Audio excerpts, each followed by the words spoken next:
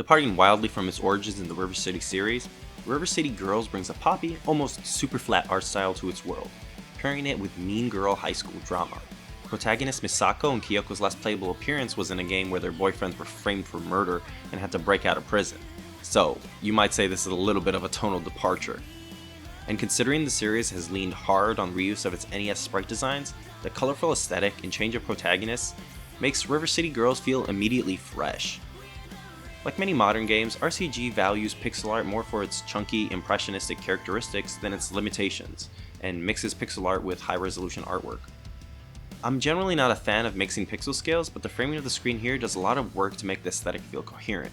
Sharply rendered status bars and illustrations of the character's letterbox at the top and bottom of the screen, alongside black bars, providing an effect similar to the options offered in many retro game collections, while providing a nice callback to the original games.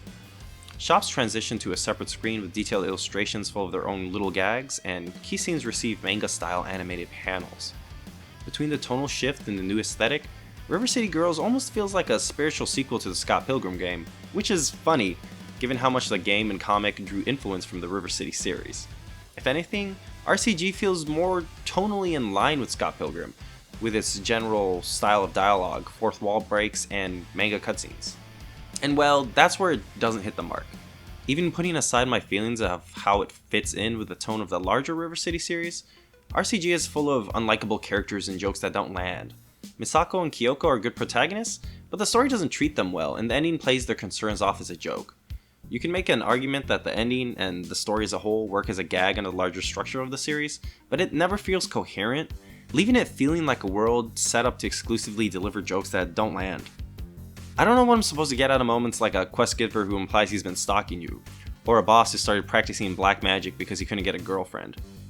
It's gross and ends up spoiling a great premise and wasting protags that I genuinely like.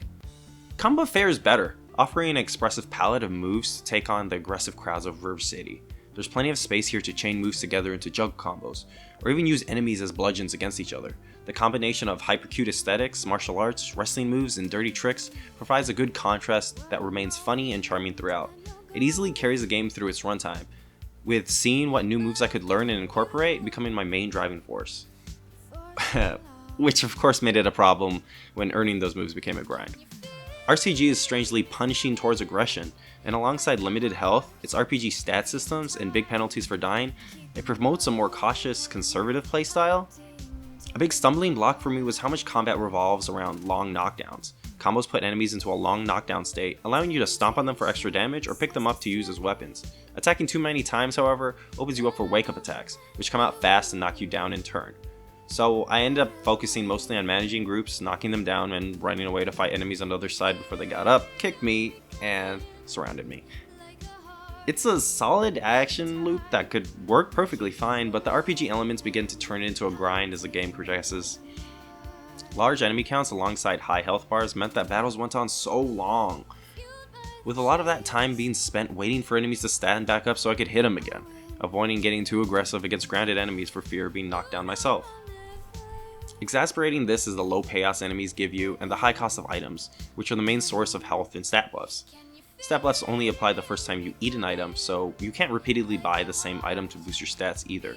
The health boost also often costs so much that refilling your health would be equivalent to, or more than, the large cash penalty inflicted for dying, so often it makes more financial sense to get the shit kicked out of you before a boss fight, and save items for healing mid-battle.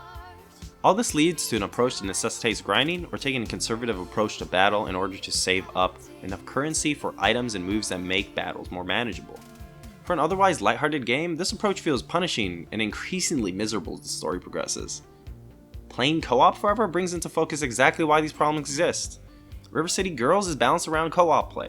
Playing co-op lets you resurrect each other with a large chunk of health, greatly lessening the need for health items, making crowds easier to manage and allowing you to play more aggressively, since you only take the cash penalty if both of you go down.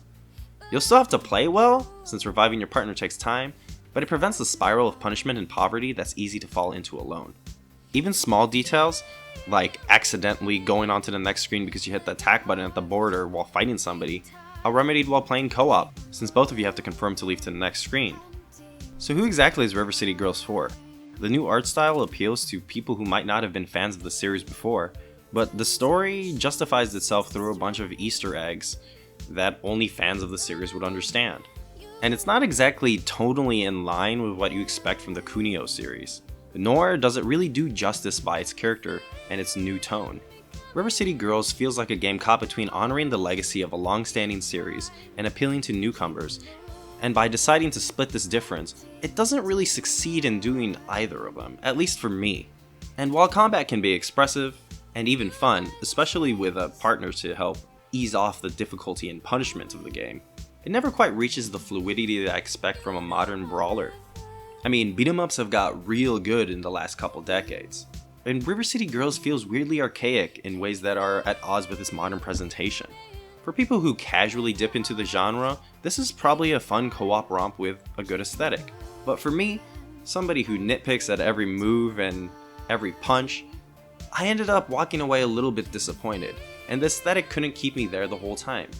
It's missing something essential about the River City series' delinquent energy, and it doesn't really treat its characters with enough respect to give a satisfying conclusion for the mean girl high school drama. I just don't really know what to do with this game. On paper, it's a game that I love, and for the first hour or two, it was that game. But as the game dragged on, its fundamental inability to bridge the new and old, and the writing's inability to care about the characters, really dragged down the appeal of this aesthetic. I always wanted to care more about the world of River City Girls than the game wanted to care about itself, and no amount of cute gags and details is really going to save that. Kyoko and Misako kind of deserve better than what this game eventually gives it. There's still plenty to enjoy here, but there's so much you have to be willing to look past.